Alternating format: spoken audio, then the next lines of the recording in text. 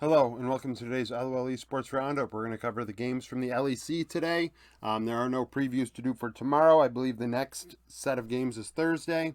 I plan on doing my power rankings tomorrow, in addition to a 13-4 recap, 13-6 preview, and a couple other videos. So there will be content on the channel. On my predictions, I'm not finished, I guess, but I'm 289 and 138 on the year. That includes spring 2023 predictions, regular season, and then the playoffs. The regular season is done in all four major regions. I think Cycle in the Discord won the predictions for spring 2023, followed by Steven Dreesen. You'll see him in comments, and then Gerbil was third. So those three, top three in the predictions for spring 2023.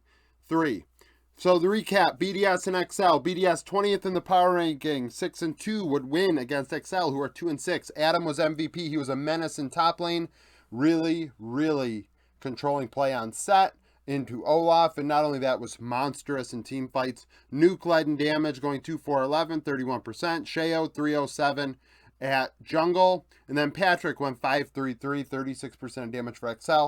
XL just really didn't have anything going for themselves. Abadage looks out of place. Then again, he's only been with the team for how long, actually, in the starting lineup, right? In addition to that, like I said, Adam really took advantage of Odo. Jungle, Xerxes made some mistakes. Sheo doing his job. I would say Nuke probably left a little bit on the bone. Going 2-4-11 isn't great, but he did deal a ton of damage. Some of these team fights were close, but then Adam would get in there with his set, and then, just end up just flipping fights. He really did a great job. Adam's had a really good year thus far, getting better from winter split to spring split. We'll see if in the playoffs I can take the next step after that. BDS, a very young team that sometimes ints in the late game, and I make note of that often. And this past weekend, they kind of worked that out of their system, so that was really nice to see. Heretics and SK. Heretics get the upset. SK 4-4, 14th in the power rankings. Heretics 2-6. Heretics win. Ruby 10-0-12, 39% of damage on Ari. Yankos 5-0-15 on a Vice. So when your jungle mid duo go 15-0-27 combined, you're probably in a good spot. Certus 4-5-2, 31% of damage for SK. Heretics just railroaded them. SK slowly but surely losing control of this game. A couple key team fights they blew. I thought that Jack Spectra did his job, but that mid jungle duo, like Ruby, was all over the place on the Ari, and it was probably his best game. His KDA would indicate it was his best game statistically, but SK really had no answer, and SK hasn't had an answer all weekend long, and it's been disappointing because they took the next step from winter to early part of spring best of ones, but this past week have struggled mightily. And Heretics needed this win, and Yankos did his job. A lot of people saying he's 1v9ing. I would say that is the case. But today, in this game specifically, Ruby did do his job. I think nobody can devalue that Ruby had some impact in this SK win. Well, this win against SK. Astralis and Fnatic. Astralis 5-3, 21st in power rankings, win against Fnatic. Yonghoon was MVP on a Blitzcrank. Kabe 8-2-10, 33% of damage for Astralis. Finn 7-2-6 on a Jackson top lane. Oscarinen went 4-6-4 for Fnatic, 29% of damage on a Jace. Finn getting the better of Oscar in the early game. The team really going after him hard, getting the Jace behind. 1-1-3 clearly on the same page. Leader played Zed again. That's twice this weekend, and he did some work in the mid to late game again. Definitely a different vibe with that, right? Leader coming through with the Assassin champions and the AD champions that he's been known for, in the past. And, it's very different than Dajor. And Astralis, I can't believe BDS and Astralis are first and second. Imagine if you said that to somebody last year, like at this time. BDS and Astralis will be first and second in spring split. You just word it like that. We know that it's a different schedule and things like that, but if you worded it just like that, because technically it's true, I don't think anyone would believe you. It's just truly exceptional that Kabe's finally got a support that does well with him. Zhang Hun has done a great job for a while now, and the rest of Astralis are putting it together, and 113 is doing his job.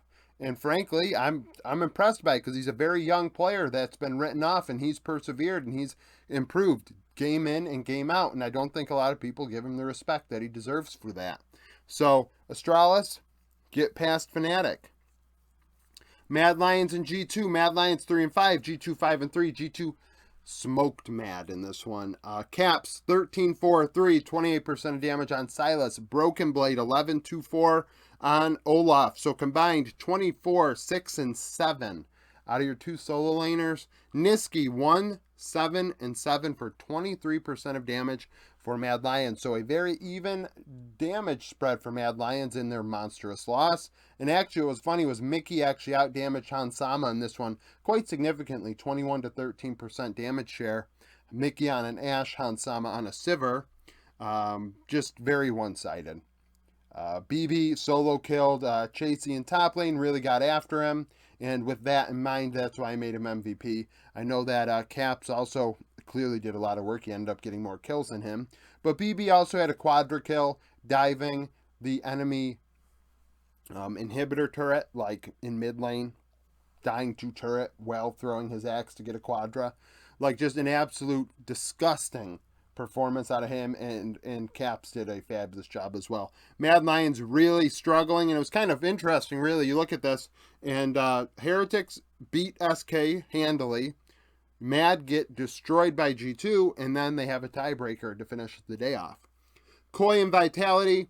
Koi 4 and 4, Vitality 5 and 3, 13th in the power rankings. Vitality win handily. Bo MVP going all over the place on a Sejuani 507 was integral to their success. Perks 407 on an Aurelion Soul, 33% of damage. He did a lot of good things in this one.